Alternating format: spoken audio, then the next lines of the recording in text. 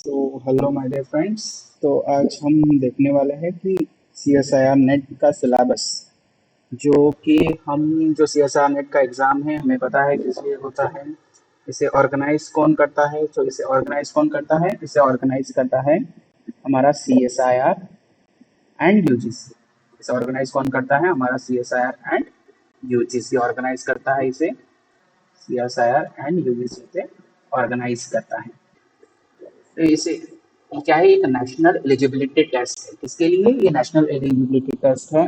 Junior research fellowship के लिए, जो कि गवर्नमेंट हमें प्रोवाइड करते हैं for our PhD, and lectureship के लिए एक एंट्रांस टेस्ट है। अगर आप इस एग्जाम को क्वालिफाई करते हो तो आप क्वालिफाई हो जाओगे इंडिया में कहीं भी लेक्चरशिप की पोजीशन के लिए। एक एग्जाम काफी अच्छा एग्जाम होता है, काफी टफ लेवल का एग्जाम होता है। इसमें हम देखते हैं कि अप्रॉक्स 200 मार्क्स का पेपर देखा जाता है। कितने मार्क्स का पेपर? 200 मार्क्स का टोटल पेपर, जो कि 200 मार्क्स का पेपर होता है, जो कि डिवाइडेड होता है 3 सेक्शन में। कौन से section? Section A, section B and section C में। जबकि सेक्शन ए डिपेंड करता है कौन से इस पे? ये आता है हमारा जनरल एप्टीट्यूड। ये आता है हमारा general aptitude, general aptitude. Then second B section आता है हमारा सब्जेक्टिव पे। सब्जेक्टिव पे ये दोनों सेक्शन आप देख रहे हो, ये दोनों आते हैं किस पे? सब्जेक्टिव पे। ये आते हैं हमारे सब्जेक्टिव। सब्जेक्टिव के बाद बी सेक्शन। बी सेक्शन जो है ये आता है मेमोरी बेस। बी सेक्शन आता है मेमोरी बेस में। एंड सी सेक्शन आता है हमारा कंसेप्चुअल बेसिस पे। सी सेक्शन आता है कंसेप्चुअल बेसिस पे। कंसेप्चुअल बेसिस पे, जिसमें आप अगर देखो तो जो सेक्शन बी होता है ये होता है कितने मार्क्स का? ये होता है 70 मार्क्स का। सेक्शन ए होता है 30 मार्क्स का। एंड जो सेक्शन सी होता है हमारे, ये मोर वेटेज कैरी करता है 100 मार्क्स का। जबकि जो सेक्शन ए है जनरल एप्टीट्यूड का, इसमें आपको 20 क्वेश्चंस मिलते हैं। 20 क्वेश्चन में से आपको सॉल्व करने कितने? 50 and each question carry for 2 marks. 2 marks तो ये हो गए आपके 30 मार्क्स, जिसमें आपके अगर निगेटिव, अगर आपका कोई गलत हो जाता है तो माइनस 0.5 होगा, -0.5। और जो दूसरा पेपर है सेक्शन बी, ये होता है हमारा कितने मार्क्स का? 70 मार्क्स का। इसमें आपको टोटल मिलेंगे 50 क्वेश्चन। 50 में से आपको कितने सॉल्व करने हैं?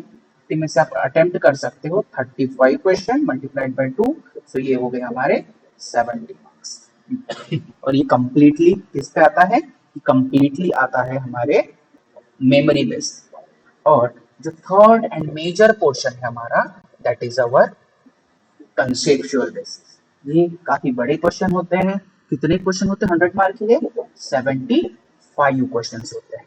75 कितने मार्क्स के लिए? ईच क्वेश्चन कैरी करता है 4 मार्क्स। लेकिन हमें 75 सॉल्व करने हैं क्या? नहीं, हमें सिर्फ सॉल्व करने हैं इसमें से 25 क्वेश्चन मल्टीप्लाइड बाय 4, जो कि हो जाते हैं हमारे टोटल 100 मार्क्स।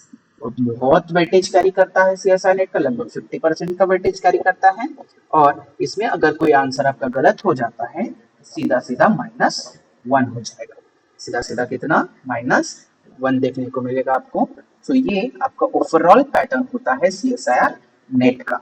अगर आप देखो कि CSIR नेट में कौन से क्वेश्चन, कौन सा सिलेबस आता है, तो इसमें हमारे लाइफ साइंस के एग्जाम के पॉइंट ऑफ व्यू से देखें, हम कौन से पॉइंट ऑफ व्यू से देख रहे हैं? हम देख रहे हैं लाइफ साइंस के एग्जाम से। लाइफ साइंस में अगर हम देखें तो इसमें आता है सबसे पहले मॉलिक्यूल एंड देयर इंटरेक्शन, जो कि है हमारा, हम अगर जनरली बात करें तो ये है हमारा बायोकेमिस्ट्री। ये हमारा biochemistry.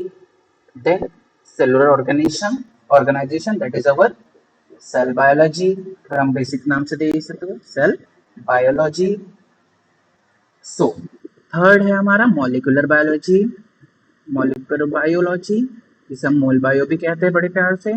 Then that is our cell signalling and cell communication. Then आता है हमारा developmental bio, then plant physiology, animal physiology, inheritance biology मतलब हमारा genetics, that is our genetic, जो हमें बहुत प्यारा सब्जेक्ट है। Then diversity of life form, then आता है इकोलॉजिकल प्रिंसिपल मतलब हमारा ecology, then evolution, evolution, then आता है हमारे दो subject that is our applied biology and methods of biology, जिसपे हम मेथड्स पढ़ते हैं, हमारे जितने भी बायोलॉजिकल सिस्टम में मेथड्स यूज किए जाते हैं वो हम इसमें देखने को मिलते हैं। सो जब हम प्रिपरेशन की बात करते हैं, जब हमें कोई चीज का प्रिपरेशन करना है तो लगभग हमें टारगेट करके चलना होता है एक स्पेसिफिक ड्यूरेशन के लिए। अगर आपका बेसिक क्लियर है, अगर आपका बेसिक्स अच्छा है, तो आप टारगेट कर सकते हैं इस एग्जाम की प्रिपरेशन के लिए लगभग आप ले सकते हैं 6 मंथ्स। 6 मंथ्स आप यूटिलाइज कर सकते हैं इस एग्जाम के लिए। 6 मंथ्स में भी आप क्या करेंगे, 6 मंथ में भी आपको सिलेबस खत्म करना है 3 से 4 मंथ, 3 मंथ में आपका सिलेबस खत्म होना चाहिए, 3 मंथ्स में आपका सिलेबस खत्म होना चाहिए एक बार पढ़ के। 3 मंथ में खत्म करोगे, देन आप बाद में क्या करोगे, आप दोगे मॉक टेस्ट जो कि इजीली अवेलेबल है बहुत सारी साइट पे। मॉक टेस्ट दोगे जिसमें आपको अपना कैलिबर पता चलेगा। मॉक टेस्ट आपको कंटिन्यूअसली क्या करते रहना है, रिवीजन करना है। आपको क्या करना है, रिवीजन करना है, रिवीजन करते रहना है। रिवीजन के बाद, क्योंकि आप जब 6 मंथ के लिए प्रिपेयर 3 मंथ के लिए प्रिपेयर करते हो तो आप क्या बनाओगे, शॉर्ट नोट्स बनाओगे, शॉर्ट नोट्स बनाओगे। ये शॉर्ट नोट्स आपको रिवीजन के टाइम पे बहुत इंपॉर्टेंट काम आएंगे, ये आपको बहुत काम आएंगे।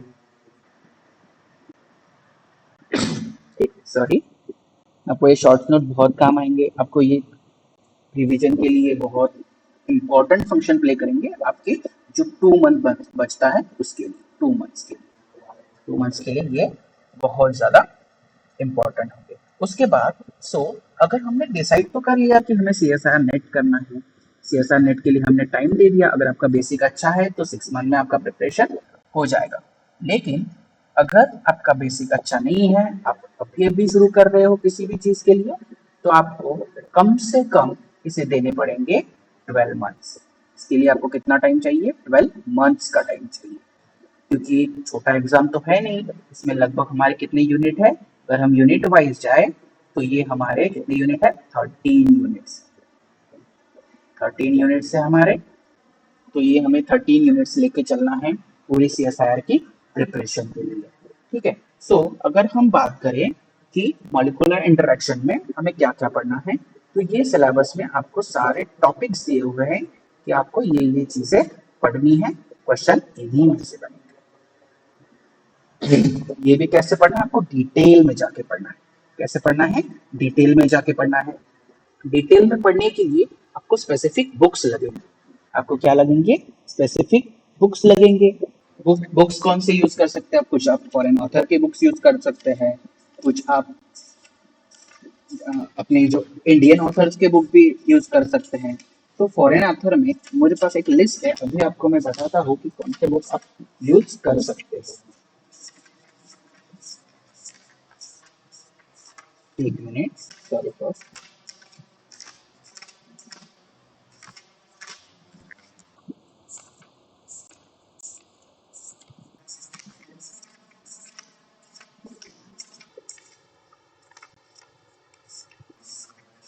हाँ, तो आप देख सकते हो कि जो हमारा सिलेबस है, जो हमारा सिलेबस है उसके हिसाब से हमें बायोकेमिस्ट्री के लिए, जो कि हमारा फर्स्ट मॉड्यूल है, बायोकेमिस्ट्री के लिए जो कि हमारा फर्स्ट मॉड्यूल है, इसके लिए आप यूज कर सकते हो कौन सी बुक, इसके लिए आप यूज कर सकते हो लेनिंजर। इसके लिए आप कौन सी बुक यूज कर सकते हो, इसके लिए आप कर सकते हो लेनिंजर, जो कि किस नाम से आती है आपको पता है, ये आती है प्रिंसिपल ऑफ, किस नाम से आती है, प्रिंसिपल ऑफ बायोकेमिस्ट्री। आपने पढ़ी भी होगी बहुत लोगों ने। प्रिंसिपल ऑफ बायोकेमिस्ट्री, जो किसने लिखी है, नेल्सन एंड कॉक्स ने लिखी है, नेल्सन एंड कॉक्स ने लिखी है। ये बहुत अच्छी बुक है लेकिन बहुत डीप भी है, तो इसके लिए आपको पहले जनरल ऑथर की बुक्स पढ़ के, फॉर इंडियन ऑथर की बुक्स पढ़ के अपना बेसिक क्लियर करना पड़ेगा, उसके बाद ही आप इस बुक पे शिफ्ट कर सकते हो। देन आती है हमारी नेक्स्ट बुक, नेक्स्ट मॉड्यूल जो है हमारा, दैट इज सेलुलर ऑर्गेनाइजेशन। इसके लिए आप यूज कर सकते हो मॉलिक्यूलर बायोलॉजी ऑफ सेल। इसके लिए आप कौन सी बुक यूज कर सकते हो, molecular biology of cell, molecular biology of cell by Albert, by Albert आप यूज कर सकते हो। अगर अल्बर्ट एक काफी अच्छी बुक है, काफी बेसिक से दिया हुआ है, और एक बुक ऐड कर सकते हो, that is our Cooper. Cooper भी एक काफी अच्छी बुक है। देन एक और बुक है कार्प, हाँ अल्बर्ट एंड कार्प की ये बुक है, अल्बर्ट एंड कार्प। ये दो बुक जो है आपको सारा सिलेबस कवर करा देगी।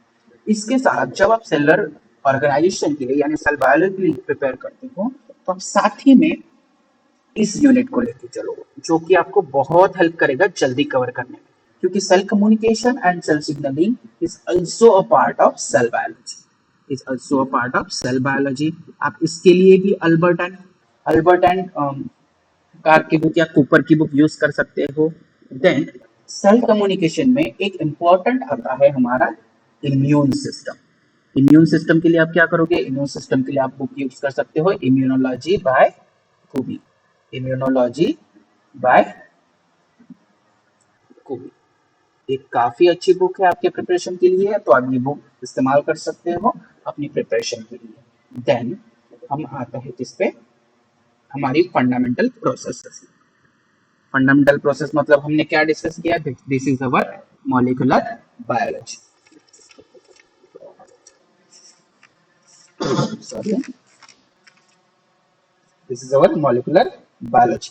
तो मॉलिक्यूलर बायोलॉजी के लिए आप कौन सी बुक यूज करोगे, सो मॉलिक्यूलर बायोलॉजी के लिए आप यूज कर सकते हो that is a Watson. Molecular biology के लिए आप क्या यूज कर सकते हो, वाटसन यूज कर सकते हो। वाटसन भी एक काफी अच्छी बुक, वाटसन, वाटसन एक काफी अच्छी बुक है जो आपको बहुत हेल्प करेगी फंडामेंटल प्रोसेसेस यानी मॉलिक्यूलर बायोलॉजी के लिए। इसमें सारे बेसिक से लेके एडवांस तक सारी चीजें दी हुई है, जो कि आप यहाँ पे यूज कर सकते हो। देन हमारा सबसे प्यारा यूनिट आता है, that is our developmental biology. सबसे प्यारा यूनिट, ये काफी इंटरेस्टिंग यूनिट होता है। लेकिन अगर आप डेवलपमेंटल बायोलॉजी के लिए पढ़ रहे हो, तो सबसे पहले आपको किसके कंसेप्ट क्लियर होने चाहिए, आपको कंसेप्ट क्लियर होने चाहिए सेल बायोलॉजी के, सेल बायोलॉजी के कंसेप्ट क्लियर होने चाहिए। उसके साथ आपको सेल सिग्नलिंग के कंसेप्ट क्लियर होने चाहिए। सेल सिग्नलिंग के कंसेप्ट क्लियर हो, तो ये दो कंसेप्ट आपके क्लियर हो, तो डेवलपमेंटल जो है वो आपको हलवा लगेगा। ठीक है, और डेवलपमेंटल बायोलॉजी के लिए आप कौन सी यूज कर सकते हो, डेवलपमेंटल बायोलॉजी बाय गिलबर्ट, जो कि वन ऑफ द बुक है, एक ही बुक है जो आपको कंप्लीट कोर नॉलेज देगी about the developmental biology. Hopefully आपको यहाँ तक सारी चीजें क्लियर हो गई होगी कि कौन सी के लिए क्या यूज करना है। देन हम आते हैं प्लांट फिजियोलॉजी के लिए, जो भी काफी अच्छा वेटेज कैरी करता है इन सीएसआईआर नेट। तो आप इसके लिए कौन सी बुक यूज कर सकते हो, इसके लिए आप कर सकते हो तेज जैगर की, इसके लिए आप तेज की फिजियोलॉजी देख सकते हो, जो कि सिंपलेस्ट बुक है। अगर आप पढ़ो तो सिंपलेस्ट बुक है, और इसमें से काफी ज्यादा पोर्शन अगर आप देखो प्लांट फिजियोलॉजी में काफी ज्यादा पोर्शन आपका मॉलिक्यूलर सॉरी बायोकेमिस्ट्री में कवर्ड हो जाता है, बहुत सारा पोर्शन आपका बायोकेमिस्ट्री में कवर हो जाता है। ठीक है, देन उसके बाद आते हैं हम सिस्टम फिजियोलॉजी के पास जाते हैं, that is our animal physiology. So animal physiology के लिए कौन सी बुक अच्छी है, तो एनिमल फिजियोलॉजी के लिए सबसे बेस्ट तो नहीं कह सकता, ये बहुत वास्ट सिस्टम है, बहुत वास्ट फिजियोलॉजी है, तो इसके लिए आप सीसी चैटर्जी का यूज कर सकते हो। इसके लिए आप सीसी चैटर्जी का यूज कर सकते हो, जो कि आती है ह्यूमन फिजियोलॉजी के नाम से, जो आती है ह्यूमन फिजियोलॉजी के नाम से, ह्यूमन फिजियोलॉजी, जो कि एक बहुत अच्छी बुक है। ठीक है, ह्यूमन फिजियोलॉजी हो गया। देन हम किस पे आते हैं, that is our inheritance biology. Inheritance biology मतलब हमारा genetics.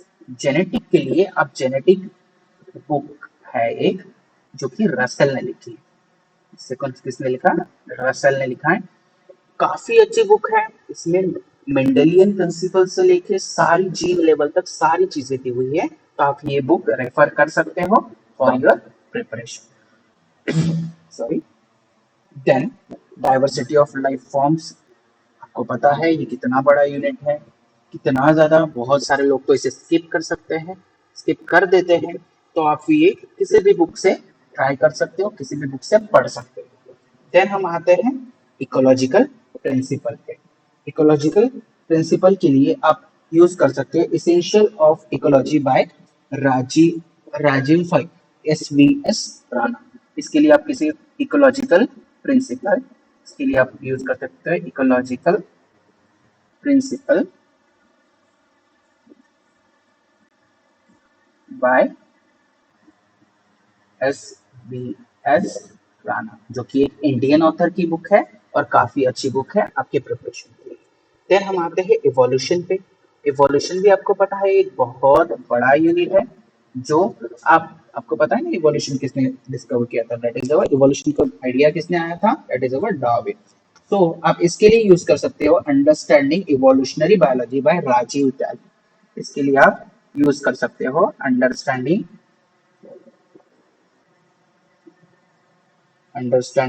Biology by evolutionary biology by evolutionary biology by Rajiv Tyagi. ये भी बुक काफी अच्छी बुक है जो कि आपको इवोल्यूशन में हेल्प करेगी। देन हमारे दो यूनिट बचते हैं, that is our applied biology and methods in biology. So if you want to take my reference, आप इसके लिए सीधा नेट सोर्सेज का यूज कर सकते हो। किसी स्पेसिफिक बुक से अच्छा है नेट सोर्सेस का यूज करो, जो कि आपको काफी हेल्पफुल रहेंगे और आपको इजीली सारी चीजें समझ में आ जाएगी। इजी है, आपको इजीली समझ में आ जाएगा। अगर आप बुक्स की लैंग्वेज में पढ़ोगे तो मेथड समझने में टाइम लगता है। इससे आज इससे अच्छा कोई रेफरेंस वीडियोस सर्च करो। यूट्यूब हमारे पास ओपन सोर्स है, इस पे बहुत सारे वीडियोस मिल जाते हैं। एनसीबीआई की साइट है, वहां पे आपको बहुत सारा थ्योरी मटेरियल मिल जाता है, तो ये सारे सोर्सेस आप यूज कर सकते हो आपकी प्रिपरेशन के लिए। सो अगर आप अगर आपको आइडिया चाहिए कि प्रिपरेशन कैसे करना है, तो प्रिपरेशन के लिए मैं अगर आपको मेरा रेफरेंस चाहिए तो मैं सजेस्ट करूंगा कि सबसे पहले आपको कौन सा यूनिट चाहिए, क्योंकि सबका एक डाउट होता है कि कौन सी यूनिट से शुरुआत करें, कौन सा यूनिट पहले ले, कौन सा यूनिट बाद में करें। So if you want to take my idea, सबसे पहले अगर आपको कुछ भी नहीं पता है, मतलब आपका बेसिक बहुत वीक है, तो आप शुरू कर सकते हो बायोकेमिस्ट्री से। बायो केमिस्ट्री से आप शुरू कर सकते हो, क्योंकि इसमें आपको सारे मॉलिक्यूल्स, सारी चीजों के बारे में पता चलेगा। बायोकेमिस्ट्री के बाद आप क्या करोगे, सेल बायोलॉजी। सेल बायोलॉजी के कंसेप्ट अगर आपके क्लियर हो गए, तो आपको बाकी के यूनिट हलवा लगते हैं। सेल बायोलॉजी का आप किसे प्रेफर करोगे, हम फंक्शनल फंडामेंटल्स पे नहीं जाएंगे, हम सेल किसके देखेंगे, सेल सिग्नलिंग पे जाएंगे। सेल सिग्नलिंग हो गया, सेल सिग्नलिंग के तुरंत बाद हम करेंगे डेवलपमेंटल बायोलॉजी। क्या करेंगे, डेवलपमेंटल बायोलॉजी। डेवलपमेंटल बायोलॉजी के बाद आप फिर जा सकते हो किस पे, फंडामेंटल प्रोसेसेस पे। इसके बाद आप फंडामेंटल प्रोसेसेस देख सकते हो। उसके बाद आप फिर प्लांट फिजियो, जो कि काफी अच्छा वेटेज कैरी करता है, प्लांट फिजियोलॉजी। देन आप इकोलॉजी एंड इवोल्यूशन कर सकते हो, and evolution ecology and evolution. उसके बाद आप मेथड्स पे शिफ्ट करें। मेथड्स के बाद क्या करेंगे, आप मेथड्स के बाद देखेंगे, इसके बाद नहीं, आप इकोलॉजी से पहले यहाँ पे एक पेन चेंज करके बता देता हूँ। इकोलॉजी से पहले आप यहाँ पे प्लांट के बाद आप शिफ्ट कर सकते हो जेनेटिक्स। जेनेटिक्स यहाँ पे आप जेनेटिक्स देख सकते हो। जेनेटिक्स के बाद इकोलॉजी, इकोलॉजी के बाद इवोल्यूशन, इवोल्यूशन के बाद मेथड्स, एंड मेथड्स के बाद आप देख सकते हो लास्ट में एनिमल फिजियोलॉजी। इसके बाद आप देख सकते हो एनिमल फिजियोलॉजी। सो ऐसा आपका अगर सिनारियो रहा तो आपकी प्रिपरेशन काफी आसानी से होगी और आप इजीली एग्जाम क्रैक कर सकोगे।